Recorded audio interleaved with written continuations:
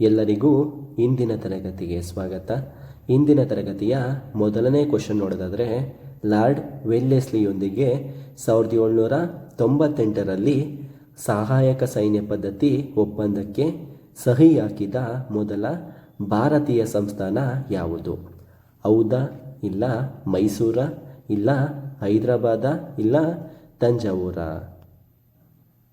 Hyderabad ಸಂಸ್ಥಾನವು lord ವೆಲ್ಲೆಸ್ಲಿಯೊಂದಿಗೆ 1798ರಲ್ಲಿ ಸಹಾಯಕ ಸೈನ್ಯ ಪದ್ಧತಿ ಒಪ್ಪಂದಕ್ಕೆ ಸಹಿ ಹಾಕಿದ ಭಾರತೀಯ ಸಂಸ್ಥಾನವಾಗಿದೆ ಅಂತ ಹೇಳ್ಬೋದಾಗಿದೆ.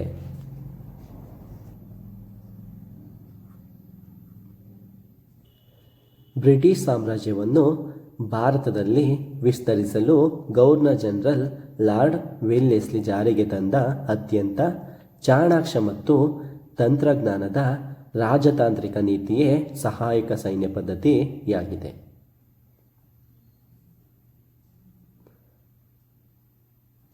ಸಾವಿರದ 1798ರಲ್ಲಿ ಈ ಒಪ್ಪಂದಕ್ಕೆ ಸಹಿ ಹಾಕಿದ ಮೊದಲ ಭಾರತೀಯ ಸಂಸ್ಥಾನ ಹೈದರಾಬಾದ್ ಆಗಿದೆ.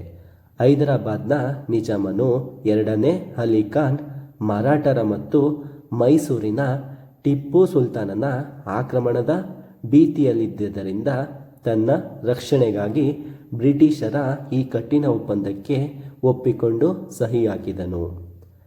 ಈ ಒಪ್ಪಂದದ ಮುಖ್ಯಾಂಶಗಳು: ಒಪ್ಪಂದಕ್ಕೆ ಸಹಿ ಹಾಕಿದ ದೇಶೀಯ ರಾಜರು ತಮ್ಮ ಸ್ವಂತ ಸೈನ್ಯವನ್ನು ವಿಸರ್ಜಿಸಿ ಈ ಬ್ರಿಟಿಷ್ ಸೈನ್ಯದ ಒಂದು ತುಕಡಿಯನ್ನು ತಮ್ಮ ರಾಜ್ಯದಲ್ಲಿ ಇಟ್ಟುಕೊಳ್ಳಬೇಕಾಯಿತು. ಆ ಸೈನ್ಯದ ನಿರ್ವಹಣೆ ವೆಚ್ಚಕ್ಕಾಗಿ ನಿರ್ದಿಷ್ಟ ನಗದು ಹಣ ಅಥವಾ ತಮ್ಮ ರಾಜ್ಯದ ಆಯಕಟ್ಟಿನ ಭೂಪ್ರದೇಶವನ್ನು ಬ್ರಿಟಿಷರಿಗೆ ಬಿಟ್ಟುಕೊಡಬೇಕಾಯಿತು. ರಾಜನ ಆಸ್ಥಾನದಲ್ಲಿದ್ದ ಬ್ರಿಟಿಷ್ ರೆಸಿಡೆಂಟ್ ಅಧಿಕಾರಿಯನ್ನು ನೇಮಿಸಿಕೊಳ್ಳಬೇಕಾಯಿತು. ಬ್ರಿಟಿಷರ ಅನುಮತಿ ಇಲ್ಲದೆ ಇತರ ಯಾವುದೇ ಯುರೋಪಿಯನ್, ಉದಾಹರಣೆಗೆ ಫ್ರೆಂಚರನ್ನು ಸೇರಿ ಸೇವೆಗೆ ಇಟ್ಟುಕೊಳ್ಳುವಂತಿರಲಿಲ್ಲ ಮತ್ತು ಬೇರೆ ಯಾವುದೇ ದೇಶೀಯ ರಾಜ್ಯಗಳೊಂದಿಗೆ ಯುದ್ಧ ಅಥವಾ ಒಪ್ಪಂದ ಮಾಡಿಕೊಳ್ಳುವಂತಿರಲಿಲ್ಲ. ವೆಲ್ಲೆಸ್ಲಿಯ ಸಹಾಯಕ ಸೈನ್ಯ ಪದ್ಧತಿಯನ್ನು ಒಪ್ಪಿಕೊಂಡ ಸಂಸ್ಥಾನಗಳು: ಮೊದಲನೇ ಸಂಸ್ಥಾನ ಈ ಹೈದರಾಬಾದ್ ನಿಜಾಮನ ಸಂಸ್ಥಾನವಾಗಿದೆ. ಹೈದರಾಬಾದ್ ಸಂಸ್ಥಾನವು 1798 ಮತ್ತು 1800ರಲ್ಲಿ ಪರಿಷ್ಕೃತ ಒಪ್ಪಂದವನ್ನು ಮಾಡಿಕೊಂಡಿತು. ಎರಡನೇದಾಗಿ ತಂಜಾವೂರು ಈ ವೆಲ್ಲೆಸ್ಲಿಯ ಸಹಾಯಕ ಸೈನ್ಯ ಪದ್ಧತಿಯನ್ನು ಒಪ್ಪಿಕೊಂಡಿತು. ಇದು 1799 ಅಕ್ಟೋಬರ್ನಲ್ಲಿ ಈ ಸಹಾಯಕ ಸೈನ್ಯ ಪದ್ಧತಿಯನ್ನು ಒಪ್ಪಿಕೊಂಡಿತು. ಮೂರನೇದಾಗಿ ಮೈಸೂರು.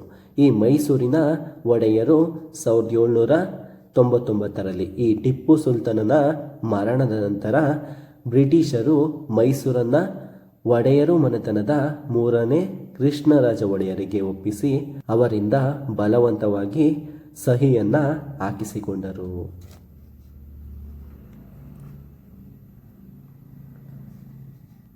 ನಾಲ್ಕನೇದಾಗಿ ಈ ಸಹಾಯಕ ಸೈನ್ಯ ಪದ್ಧತಿಯನ್ನು ಒಪ್ಪಿಕೊಂಡಿದ್ದು ಹೌದ್ ಅಥವಾ ಅಯೋಧ್ಯೆ. ಇದು 1801ರಲ್ಲಿ ಈ ಸಹಾಯಕ ಸೈನ್ಯ ಪದ್ಧತಿಯನ್ನು ಒಪ್ಪಿಕೊಂಡಿತ್ತು. ಐದನೇದಾಗಿ ಮರಾಠರ ಪೇಶ್ವೆ 2ನೇ ಬಾಜಿರಾಯ್. ಇವನು 1802ರಲ್ಲಿ ಬೆಸ್ಸಿನ್ ಒಪ್ಪಂದವನ್ನು ಮಾಡಿಕೊಳ್ಳುವ ಮೂಲಕ ಈ ಸಹಾಯಕ ಸೈನ್ಯ ಪದ್ಧತಿಯನ್ನು ಸ್ವೀಕರಿಸಿದ. ಒಂದು ವೇಳೆ ಪರೀಕ್ಷೆಯಲ್ಲಿ ಏನಾದರೂ ಈ ಲಾರ್ಡ್ ವೆಲ್ಲೆಸ್ಲಿಗಿಂತ ಮುಂಚಿತವಾಗಿ ಸಹಾಯಕ ಸೈನ್ಯ ಪದ್ಧತಿ ಮಾದರಿ ಒಪ್ಪಂದಕ್ಕೆ ಸಹಿ ಹಾಕಿದ ಮೊದಲ ರಾಜ್ಯ ಯಾವುದು ಅಂತ ಕೇಳಿದ್ರೆ ಹೌದ್ 1765ರ ಅಹಮದಾಬಾದ್ ಒಪ್ಪಂದದ ಅಡಿಯಲ್ಲಿ ಆಗಿರುತ್ತದೆ. ಆದರೆ ಲಾರ್ಡ್ ವೆಲ್ಲೆಸ್ಲಿ ಅಧಿಕೃತವಾಗಿ ರೂಪಿಸಿದ ಸಹಾಯಕ ಸೈನ್ಯ ಪದ್ಧತಿಗೆ 1798ರಲ್ಲಿ ಸಹಿ ಹಾಕಿದ ಮೊದಲ ಸಂಸ್ಥಾನ ಹೈದರಾಬಾದ್ ಆಗಿದೆ. ಮುಂದಿನ ಕ್ವಶನ್: ಲಾರ್ಡ್ ಕಾರ್ನ್ವಾಲಿಸ್ ಅವರು 1793ರಲ್ಲಿ ಬಂಗಾಳ ಮತ್ತು ಬಿಹಾರದಲ್ಲಿ ಜಾರಿಗೆ ತಂದ ಕಾಯಂ ಜಮೀನ್ದಾರಿ ಪದ್ಧತಿಯಲ್ಲಿ ಜಮೀನ್ದಾರರು ರೈತರಿಂದ ವಸೂಲಿ ಮಾಡಿದ ಒಟ್ಟು ಕಂದಾಯದ ಎಷ್ಟು ಭಾಗವನ್ನ ಸರ್ಕಾರಕ್ಕೆ ನೀಡಬೇಕಾಗಿತ್ತು? 11ರಲ್ಲಿ 1 ಭಾಗನ, ಇಲ್ಲ 11ರಲ್ಲಿ 10 ಭಾಗನ, ಇಲ್ಲ 2ರಲ್ಲಿ 1 ಭಾಗನ, ಇಲ್ಲ 45%ಗಳ? ಲಾರ್ಡ್ ಕಾರ್ನ್ವಾಲಿಸ್ ಅವರು 1793ರಲ್ಲಿ ಬಂಗಾಳ ಮತ್ತು ಬಿಹಾರದಲ್ಲಿ ಜಾರಿಗೆ ತಂದ ಕಾಯಂ ಜಮೀನ್ದಾರಿ ಪದ್ಧತಿಯಲ್ಲಿ ಜಮೀನ್ದಾರರು ರೈತರಿಂದ ವಸೂಲಿ ಮಾಡಿದ ಒಟ್ಟು ಕಂದಾಯದ 11ರಲ್ಲಿ 10 ಭಾಗವನ್ನ ಸರ್ಕಾರಕ್ಕೆ ನೀಡಬೇಕಾಗಿತ್ತು.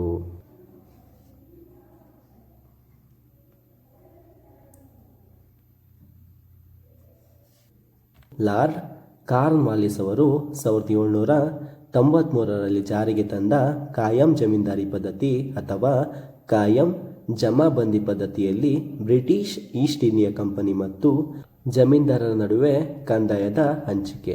ಜಮೀನ್ದಾರರು ರೈತರಿಂದ ವಸೂಲಿ ಮಾಡಿದ ಒಟ್ಟು ಕಂದಾಯದ 11ನೇ 10 ಭಾಗವನ್ನ ಅಂದರೆ ಸುಮಾರು 89% ಈ ಬ್ರಿಟಿಷ್ ಸರ್ಕಾರಕ್ಕೆ ಪಾವತಿಸಬೇಕಾಗಿತ್ತು. ಜಮೀನ್ದಾರರ ಭಾಗ ಇದರಲ್ಲಿ ವಸೂಲಾತಿ ವೆಚ್ಚ ಮತ್ತು ತಮ್ಮ ಸೇವೆಗಾಗಿ ಒಟ್ಟು ಕಂದಾಯದ 11ನೇ 1 ಭಾಗವನ್ನ ಅಂದರೆ ಸುಮಾರು 11% ಜಮೀನ್ದಾರರು ತಮ್ಮ ಬಳಿ ಇಟ್ಟುಕೊಳ್ಳಬಹುದಾಗಿತ್ತು. ಕಾಯಂ ಜಮೀನ್ದಾರಿ ಪದ್ಧತಿಯ ಪ್ರಮುಖ ಲಕ್ಷಣಗಳು. ಇದರ ಮುಖ್ಯ ಲಕ್ಷಣ ಮಾಲೀಕತ್ವದ ಹಕ್ಕು. ಜಮೀನ್ದಾರರನ್ನ ಭೂಮಿಯ ಕಾಯಂ ಮಾಲೀಕರನ್ನಾಗಿ ಮಾಡಲಾಯಿತು. ಅವರು ಭೂಮಿಯನ್ನ ಮಾರಾಟ ಮಾಡುವ ಅಥವಾ ಪರಭಾರೆ ಮಾಡುವ ಹಕ್ಕನ್ನ ಹೊಂದಿದ್ದರು.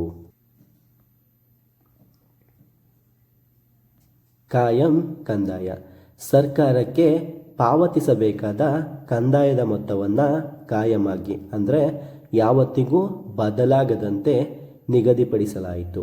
ಭವಿಷ್ಯದಲ್ಲಿ ಕೃಷಿ ಉತ್ಪಾದನೆ ಹೆಚ್ಚಿದರೂ ಬ್ರಿಟಿಷರು ಕಂದಾಯವನ್ನು ಹೆಚ್ಚಿಸುವಂತಿರಲಿಲ್ಲ. 3ನೇ ನಿಯಮ ಸೂರ್ಯಾಸ್ತದ ನಿಯಮ. ನಿಗದಿಪಡಿಸಿದ ದಿನದಂದು ಸೂರ್ಯ ಮುಳುಗುವುದರೊಳಗೆ ಜಮೀನ್ದಾರರು ತಮಗೆ ಗೊತ್ತುಪಡಿಸಿದ ಕಂದಾಯವನ್ನು ಬ್ರಿಟಿಷ್ ಸರ್ಕಾರಕ್ಕೆ ಪಾವತಿಸಲೇಬೇಕಾಗಿತ್ತು. ಒಂದು ವೇಳೆ ವಿಫಲರಾದರೆ ಅವರ ಜಮೀನ್ದಾರಿಕೆಯನ್ನು ಹರಾಜು ಹಾಕಲಾಗುತ್ತಿತ್ತು. ಇದರ ಪರಿಣಾಮ ಈ ಪದ್ಧತಿಯಿಂದಾಗಿ ಬ್ರಿಟಿಷ್ ಸರ್ಕಾರಕ್ಕೆ ಶಾಶ್ವತ ಹಾಗೂ ನಿಶ್ಚಿತ ಕಂದಾಯದ ಭರವಸೆ ಸಿಕ್ಕಿತು. ಆದರೆ ಜಮೀನ್ದಾರರು ತಮ್ಮ ಹುದ್ದೆಯನ್ನು ಉಳಿಸಿಕೊಳ್ಳಲು ಮತ್ತು ಹೆಚ್ಚಿನ ಲಾಭ ಗಳಿಸಲು ರೈತರಿಂದ ಅತಿಯಾದ ಕಂದಾಯ ವಸೂಲಿ ಮಾಡಿ ಅವರನ್ನು ತೀವ್ರ ಶೋಷಣೆಗೆ ಒಳಪಡಿಸಿದರು. ಇದರಿಂದಾಗಿ ಸಾಮಾನ್ಯ ರೈತರು ಸಾಲದ ಶೂಲಕ್ಕೆ ಸಿಲುಕಿ ಭೂಹೀನ ಕಾರ್ಮಿಕರಾಗಬೇಕಾಯಿತು.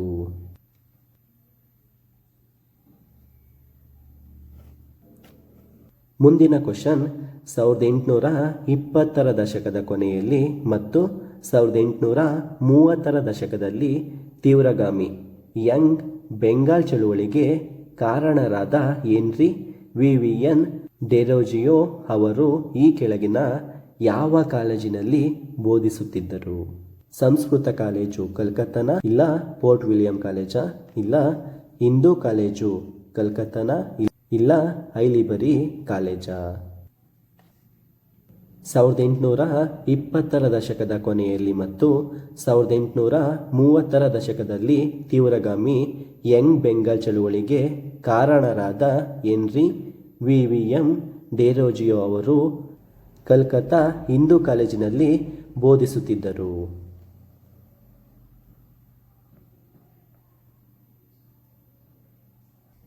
ಹೆನ್ರಿ ವಿವಿಯನ್ ಡೆರೋಜಿಯೋ ಅವರು ಭಾರತದ ಸಾಮಾಜಿಕ ಧಾರ್ಮಿಕ ಸುಧಾರಣಾ ಚಳುವಳಿಯ ಇತಿಹಾಸದಲ್ಲಿ ಅತ್ಯಂತ ಪ್ರಭಾವಶಾಲಿ ತೇಜಸ್ವಿ ತರುಣ. ಕೇವಲ 22 ವರ್ಷಗಳ ಅಲ್ಪಾಯುಷ್ಯದಲ್ಲೇ ಅವರು ಭಾರತೀಯ ಯುವ ಮನಸ್ಸುಗಳಲ್ಲಿ ಬೀರಿದ ಪ್ರಭಾವ ಅಸಾಧಾರಣವಾದದ್ದು. ಹಿಂದೂ ಕಾಲೇಜು ಮತ್ತು ಡೆರೋಜಿಯೋ ಅವರು ಶಿಕ್ಷಕ ವೃತ್ತಿಯನ್ನು ನಿರ್ವಹಿಸುತ್ತಿದ್ದರು. ಇವರು 1826ರಲ್ಲಿ ತಮ್ಮ 17ನೇ ವಯಸ್ಸಿನಲ್ಲೇ ಡೆರೋಜಿಯೋ ಅವರು ಕಲ್ಕತ್ತಾದ ಪ್ರಸಿದ್ಧ ಹಿಂದೂ ಕಾಲೇಜಿನಲ್ಲಿ ಅಂದರೆ ಪ್ರಸ್ತುತ ಪ್ರೆಸಿಡೆನ್ಸಿ ವಿಶ್ವವಿದ್ಯಾನಿಲಯದ ಇತಿಹಾಸ ಮತ್ತು ಇಂಗ್ಲಿಷ್ ಸಾಹಿತ್ಯದ ಪ್ರಾಧ್ಯಾಪಕರಾಗಿ ನೇಮಕಗೊಂಡಿದ್ದರು. ಡೆರೋಜಿ ಅವರು ತಮ್ಮ ತರಗತಿಗಳನ್ನು ಕೇವಲ ಪಠ್ಯ ಪುಸ್ತಕಗಳಿಗೆ ಸೀಮಿತವಾಗಿರಲಿಲ್ಲ.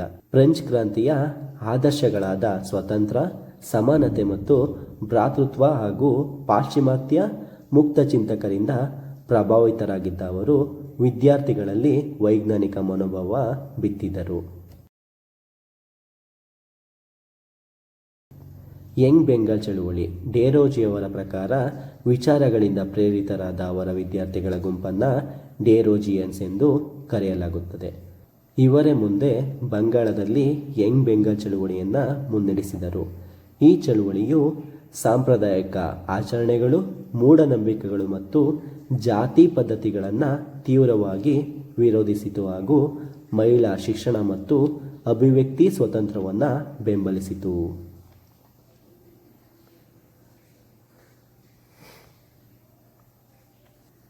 ಸಂಸ್ಕೃತ ಕಾಲೇಜು ಕಲ್ಕತ್ತಾ.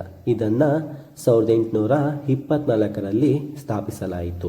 ಪ್ರಸಿದ್ಧ ಸಮಾಜ ಸುಧಾರಕ ಈಶ್ವರಚಂದ್ರ ವಿದ್ಯಾಸಾಗರ್ ಅವರು ಈ ಕಾಲೇಜಿನ ಪ್ರಾಂಶುಪಾಲರಾಗಿ ಸೇವೆ ಸಲ್ಲಿಸಿದರು ಮತ್ತು ಇಂಗ್ಲಿಷ್ ಹಾಗೂ ಸಂಸ್ಕೃತ ಶಿಕ್ಷಣವನ್ನು ಸಮನ್ವಯವನ್ನುಗೊಳಿಸಿದರು. Port William college. ಇದನ್ನು 1800ರಲ್ಲಿ ಗವರ್ನರ್ ಜನರಲ್ ಲಾರ್ಡ್ ವೆಲ್ಲೆಸ್ಲಿ ಅವರು ಸ್ಥಾಪಿಸಿದರು. ಬ್ರಿಟಿಷ್ ಸಿವಿಲ್ ಅಧಿಕಾರಿಗಳಿಗೆ ಭಾರತೀಯ ಭಾಷೆಗಳು ಮತ್ತು ಸಂಸ್ಕೃತಿಯನ್ನು ಕಲಿಸುವುದು ಇದರ ಮುಖ್ಯ ಉದ್ದೇಶವಾಗಿತ್ತು.